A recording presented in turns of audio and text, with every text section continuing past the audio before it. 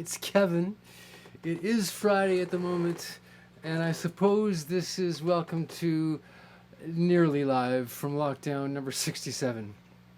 Let me start by acknowledging that I sit on the traditional territories of the Wendat and Anishinaabe First Nations, the people of the Haudenosaunee Confederacy, the Mississaugas of the New Credit, and the Métis Nation. And their eternally gracious welcome makes it possible for people like me to be here, and I'd like to thank them for that welcome, and what an honor it is to be here. I'd like to offer an hour of words and music in the spirit of justice and reconciliation with the first peoples of this land. Yeah, this is almost live from lockdown because I've had one of those days, folks. You know, I was finishing up my practicing. I was trying to learn a couple of the tunes I wanted to play, and then suddenly there was a big audio problem, and I spent about a half an hour solving that audio problem. I finally managed to get a hold of my good friend Mark Shannon on the phone, who gave me a couple of tips, and I managed to solve that. And then, after all that, there was no internet connection, and there still seems to be no internet connection in this place where I'm trying to come from you from my live from lockdown studio. So here's what I'm doing. I worked and I put a show together really last minute, and I'm going to do it, and I'm recording it, and I'm hoping I'm going to get to send it off to you sometime, and maybe you'll see it. So hence, it's live at the moment, but it'll be pre-recorded by the time it gets to you. Thanks for your patience. And you know, in all the madness, I left a fan going over there. So I got nothing to play for you. You're just going to have to listen to some silence for a moment while I go turn that noisy fan off, and hopefully the sound will be slightly better in here, and then we'll continue. Oh, what a mess. Did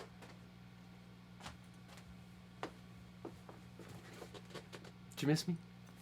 That was Gingy off the top. Beautiful bossa nova by Antonio Carlos Jobim. I'd like to dedicate that to a very good friend, Shannon Eddy, who had a birthday on Monday. And if you're paying close attention, you'll know that I did wish her a happy birthday last week in advance of her birthday. But I'm, as it turns out, going to Ottawa for an overnight, very quick visit tomorrow, and I'm going to see Shannon. And so I thought I'd wish her a happy birthday by playing that tune, which I have very good memories of playing with her. She's a lovely singer, and that's one of her favorites. And first met her at Jazzworks Jazz Camp many years ago, and we have lots of great memories of playing that tune together, often with a great trumpet player who I've mentioned on the show a couple of times, Charlie. Whose last name is gone for the moment because my brain's a mess. Charlie Gordon. Charlie Gordon is a beautiful trumpet player who often plays that tune with me and Shannon, and I'm thinking of them today as much as I'm able to think because I'm a little flustered, as you can see. I mentioned last week that I had a live gig coming up. I actually played a live gig with other musicians in front of people this week, and what a treat that was. Kind of disorienting and kind of weird, playing outside on a little patio at an art gallery to celebrate the opening of the art gallery. And it was suggested to me that when I was thinking about what to play this week, that maybe playing a tune or two that I played on that live gig would be a way to pay homage to that experience, which has been, well, a lawful long time. I played live a couple of times solo, but actually playing live in the same room with other people, including a singer that I'd never met before, is a thing that I used to do all the time, and I haven't done it. So. Now, the funny story is that the great singer on that gig, Fouat Touak, works as a court interpreter in the day, and he was in court interpreting and got held up and couldn't get out in time. So he sent a message to Jordan O'Connor, the bass player, and me, saying, maybe you guys could start instrumentally, and I'll join you when I can. So we set up, and Jordan said, let's play this tune. So this is a tune that I played before, but I'm thinking of doing that live in front of people just yesterday. Beautiful standard, famous Miles Davis recording of this originally comes to us from the people at Disney, as far as I know. It's called Someday My Prince Will Come.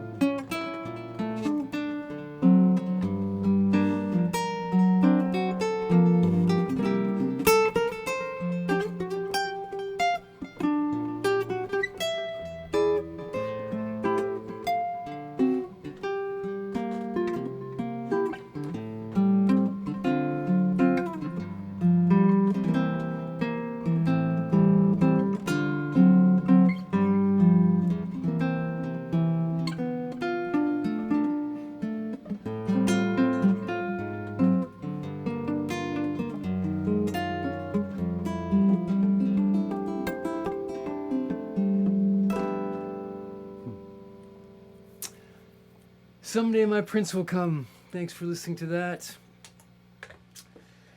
Oh. You know, it's the time of the show when I often remind you that if you're able to make a donation to support live music like this, it's really appreciated. Given that it's barely live and there's been all this mess, and you probably, if you were watching, you were waiting for me to go live at the regular time on Friday and it didn't happen, and maybe that means that it's not a day to make donations. But if you feel like it, you know, I'll still take it. I really appreciate the generosity that many of you have shown over many, many months. And you probably know this, but if you want to check the notes on the side of the Facebook page or down below in the notes on YouTube, there's a link to my PayPal account. My email address is along the bottom if you're in Canada. E-transfers work very well, and it's already appreciated. Thanks. I'm going to play an original tune. It's Bandcamp Friday. It's Bandcamp Friday, the first Friday of the month. And most first Fridays of the month, for most of the pandemic, the fabulous people at Bandcamp have been waiving their share, the very small percentage that they take on recording sales, to send all of it to the artists. So today, Bandcamp Friday, which is probably not the day you're going to be hearing this show, is certainly the day to buy records on Bandcamp. Now, most of you who listen to the show have bought all my records, and I really appreciate that. But if you have, or if you know my recordings, you'll note that this one, Share the Wealth, is one of the ones that's on my Bandcamp page. Again, links on the side of the page there. And this is the opening track off that record. I've done it a few times for you, and I've had some requests to do it again. It's really complicated, and in my state of mind, I may not get it right, but I'm going to try. It's called Slow Down. And it's got many parts. It was written for a large ensemble. I've explained this when I played it before. It was never intended to be a solo guitar piece. So here's what I'm going to do with your patience. I'm going to record a backing track loop for the solo and the bridge section, and then I'm going to stop. And then I'm going to switch and I'm going to start again. Okay with you? So here goes setup part. I couldn't do this earlier because I needed that looper for the opening track. So there we go.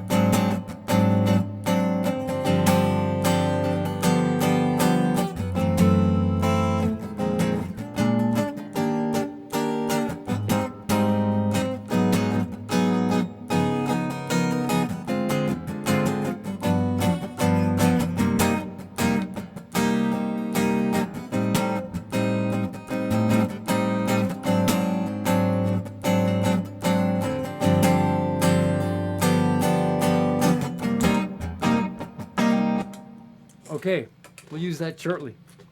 Here goes.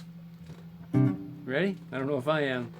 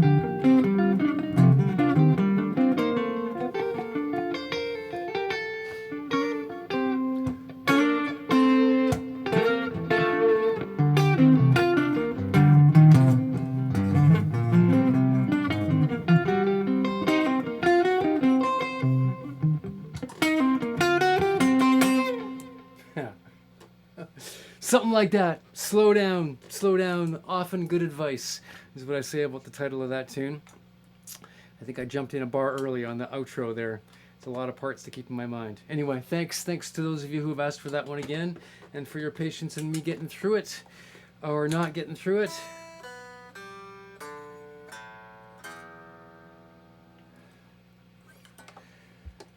Oh, man. Sometimes doing this gig every week just doesn't get any less stressful. Things just keep going wrong. On that note, I should say, even if this one does get out to you, which I really hope it does sometime this week, it may be the last one for a while. I've mentioned that my mom's not well, and my mom's doing better, but I'm going to go spend some time with her in Vancouver, and I'm not sure I'm going to be able to do a show while I'm out there. I'm going to be out there for a couple of weeks. So there may not be a live from lockdown for a couple of weeks.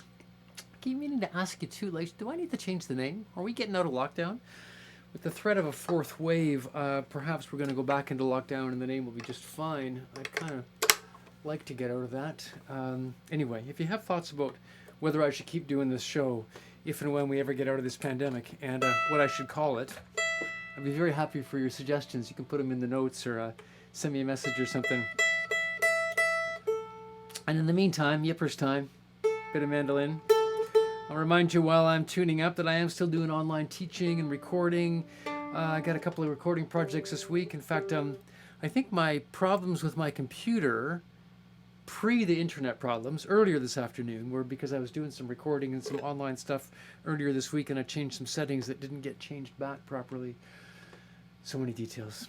Anyway, I'm going to play a bit of mandolin. I've played some sort of traditional American tunes lately on the mandolin, and I've been promising my good friend Catherine Nickel hornpipe. I actually had it in my mind I was going to do a set of hornpipes. I dug up a couple of new ones I hadn't played before, but one of them, one's in D and one's in A, and the one in A is I just can't quite get it together. I didn't have enough time to practice, so instead of playing a set of two hornpipes, I'm going to play one. On the chart from which I learned it, it's called the Staten Island hornpipe. And in my very limited experience of these tunes, when there's a hornpipe or a traditional fiddle tune of other kind that's named after a place in the United States or in North America somewhere, it probably has an origin probably somewhere in Ireland or Scotland, and it's probably got a different name. So again, Catherine, or any of you, if you have another name for this one, let me know. I'm going to call it the Staten Island hornpipe. It's in the key of D. Louise Bevan, if you're back from Portugal from your holidays and you're listening, hope you can play along. Yeah, here we go. The Staten Island hornpipe. I might play it through slowly once just to get my bearings, and then we'll try it. It's up to speed, or probably not up to speed, but faster and in tempo.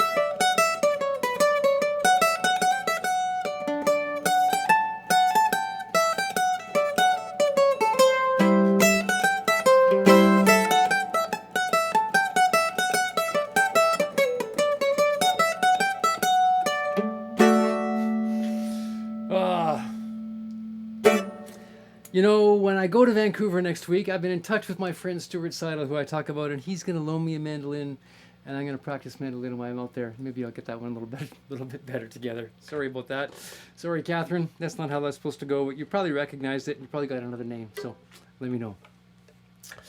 I'm going to wish a few happy birthdays. Again, I really wish that this was happening today for you so that I could wish happy birthday especially to Lorraine Schultzen, who's, again, one of the most regular, consistent, supportive listeners to this show. She's there every week.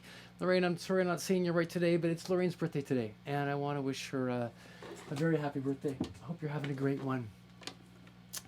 Another one this week on Sunday coming, 8th of August, would have been my father's birthday. Bern Barrett would have turned 92 this Sunday. Were he still with us? He died 11 years ago. But I want to say a special hello to my family, thinking about my dad's birthday. And I mentioned Shannon, whose birthday was last Monday, who now gets 2 weeks in a row of happy birthdays and a dedication. I'm repeating that one because I'm going to play a second bossa nova, which I very rarely do. I'm not sure I've ever done 2 bossa novas on this show on 1 week, but there's also an important birthday today. August the 6th is Mario Caribe's birthday. Mario is a great bass player, lives in Edinburgh, originally from Brazil, and I was on the road with Mario and a great American singer-songwriter named Brahman Brent last March when the pandemic hit.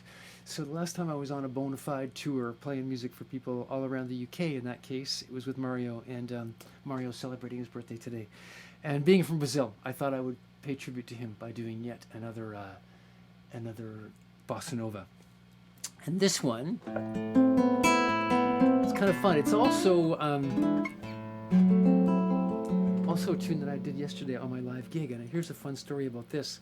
I will confess that when I'm playing live, I love to play with good singers, but in spite of really enjoying playing with good singers, I will confess that I don't always pay attention to lyrics. It's not that I'm not trying to pay attention to lyrics, it's just there's other things in my ears. I'm often, when I'm playing live, listening to the bass player and the groove and trying to lock in and support that, listening to the rhythmic phrasing of the singer and making that work, and the actual words aren't the most critical thing for the job of the guitar player, so they're often not the first thing on my mind.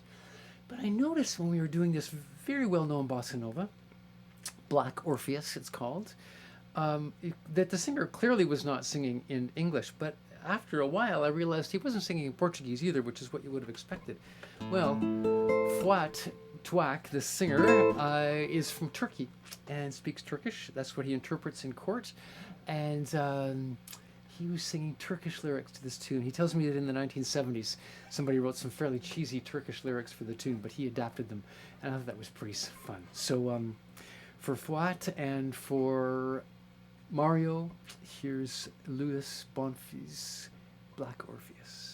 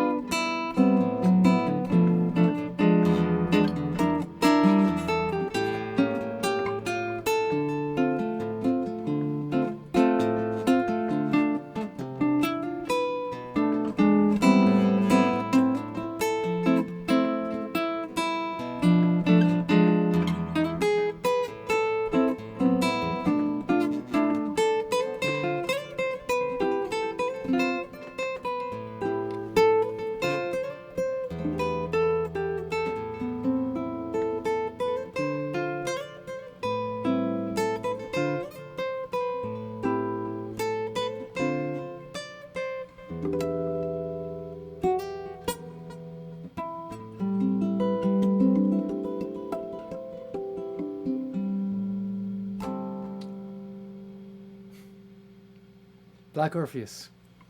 Hopefully you could imagine Turkish lyrics to that one. I have no idea what the Turkish lyrics mean. Perhaps they're similar. It's a tune with many titles and many meanings anyway. So thanks for listening to that. In the spirit of Bandcamp Friday, I'm going to play another tune that I have recorded on a record again that many of you have bought by my favorite band, the Special Interest Group. This record called The Spark, which was about to be released on May the 1st last year, just as the pandemic hit. But I'm going to do a tune from that. Again, if you haven't bought that record, I encourage you to. I'm pretty proud of that record.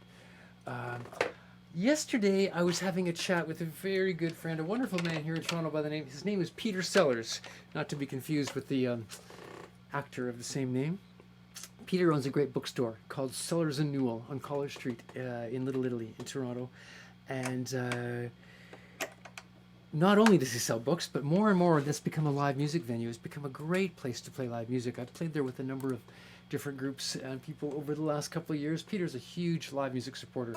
And I was actually talking to him about booking a couple of gigs in the near future. He's doing an outdoor series, socially distanced on the sidewalk with different bands, and I'm hoping that the Special Interest Group will play there sometime next month. And he's actually booking some indoor shows for later in the autumn, being recklessly hopeful about whether we can do that. And I managed to book a couple of those. I'm pretty excited about that. Sure hope that happens. But in the course of the conversation, Peter told me that he had that album by the Special Interest Group and he really liked it, and that his favorite track off it was a tune by Bruce Cockburn, which I've sung for you before, but I sing on the record and I really, really like this tune, and I'm going to do it for you again now for Peter. And it's called If I Had a Rocket Launcher. And again, a little bit of setup, if you'll bear with me.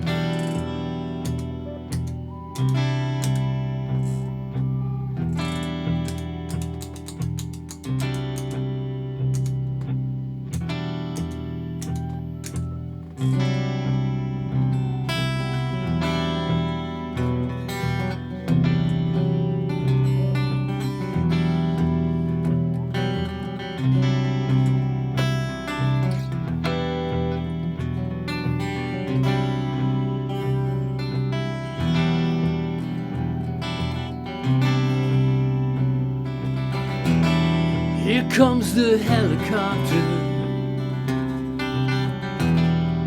Second time today. Everybody scatters and hopes it goes away. How many kids they've murdered, only God can say. If I had a rocket launcher, if I had a rocket launcher, if I had a rocket launcher, I'd make somebody pay.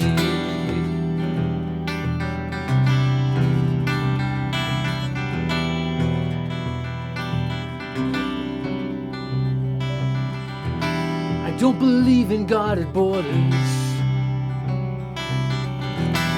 and I don't believe in hate. Don't believe in generals, stinking torture states. When I talk with the survivors, things too sickening to relate. If I had a rocket launcher, if I had a rocket launcher, if I had a rocket launcher, I would retaliate.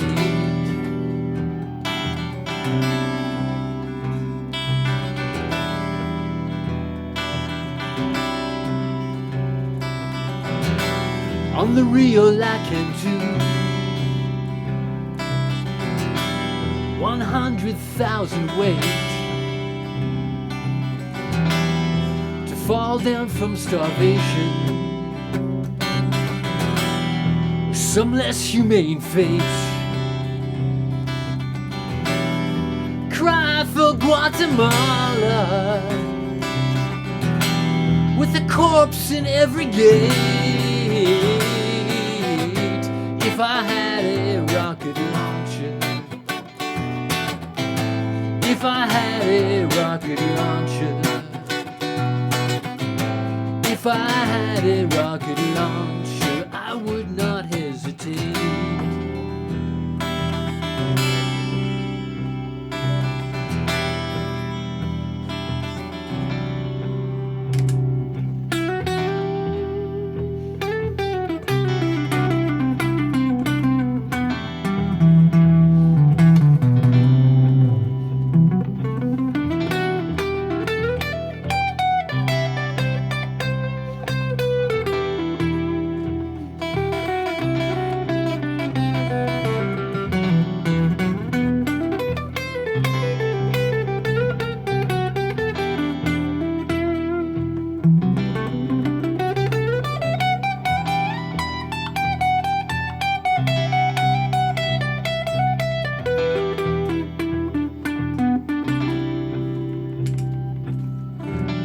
I'm gonna raise every voice.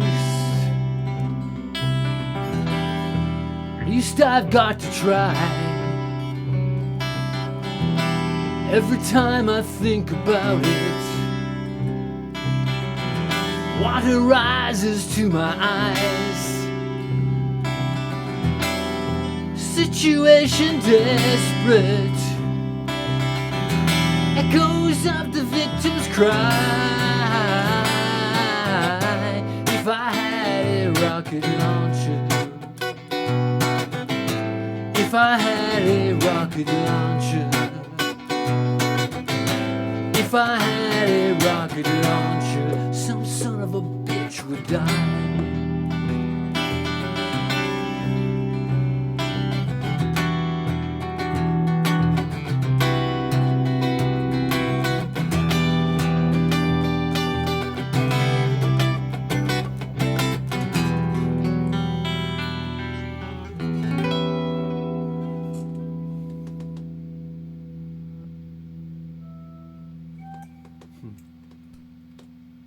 If I Had a Rocket Launcher by Bruce Coburn. Thanks, Peter, for that suggestion.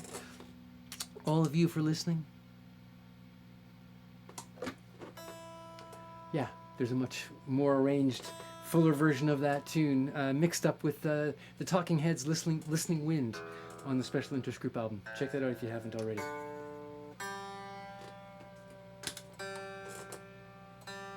So, I realize a lot of people don't like that song. A lot of people think that song is kind of a call to violence from a guy who ostensibly preaches peace, and a fair criticism if that bothers you. I don't really understand that tune that way. I really hear it as an expression of anger at state-sponsored violence and the kind of rage that can elicit, and that feeling in the moment of, if I had weapons to fight back, I'd fight back. But it's a bit ironic. I realize that I sing that tune because I'm actually going to speak against violence for a moment in my wee message of love for all of you. Because there are two very, very important anniversaries this week that we're noting, two anniversaries of massively destructive, violent events. First of all, today is the 76th. Today, August 6th. I wish you were listening live on August 6th. I wish I was playing to you live on August 6th. 76th anniversary of the U.S. dropping an atomic bomb on Hiroshima in Japan. One of the most destructive and horrendous acts of war in history, ever. Just a horrible, horrible, unthinkable event that we can never let happen again. We can never let that happen again, please. Let's remember that. Also, another anniversary more recently, 1 year ago this past Wednesday, August 4th of last year, was the day of the Beirut blast, a massive explosion in the port of Beirut. I'm sure you know the story. A huge amount of ammonium nitrate had been confiscated by Lebanese authorities and stored in the port without proper safety precautions. And whatever led that to detonate triggered a massive explosion in downtown Beirut. At least 218 people died. At least 7,500 people were injured. 300,000 people were left homeless. Massive, massive destruction. And there remains to this day a huge amount of anger at the negligence of the authorities for letting that happen, for letting that very explosive material sit there and fester and explode and cause massive damage that people are still cleaning up from. I heard a very, very powerful interview this week on the radio with a woman who had lost her daughter in that blast.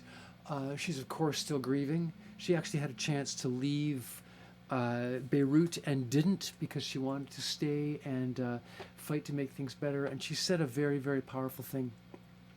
She said, "We scream for justice, but we scream for hope as well." And those are words that'll live with me. Scream for justice and scream for hope. But these two anniversaries, Hiroshima and the Beirut blast, being remembered this week, really bring me back to asking yet again, why? Why, as a human race, do we build the capacity for such destruction? What's the point of building, developing, creating the ability to be so violent and destructive? Last week I wondered what, in 200 years, if there's a human race, we might look back on this age and shake our heads like the way we do now at slavery. And I wonder if I wouldn't be marvelous if we'd moved beyond that kind of violence and destruction. There's my hope for you. I'm going to do one more tune, and I'm going to stop this recording, and I'm going to see if I can solve my internet problems and see if I can upload this so that maybe somebody will hear it. My usual loop out at the end of the show.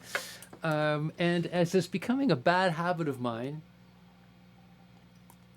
a very last minute learn, this comes from a request from my very favorite Scottish singer, Susanna MacDonald, who suggested I do a tune. And I liked it, I listened to it, but I learned it this afternoon and I didn't really learn it. And I've been so flustered. I tell you, I kind of worked on it a bit and I worked it out.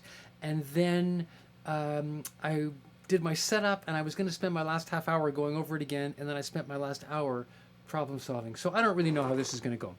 It's by Huey Lewis and the News. It's a wonderful sentiment. It's called The Power of Love.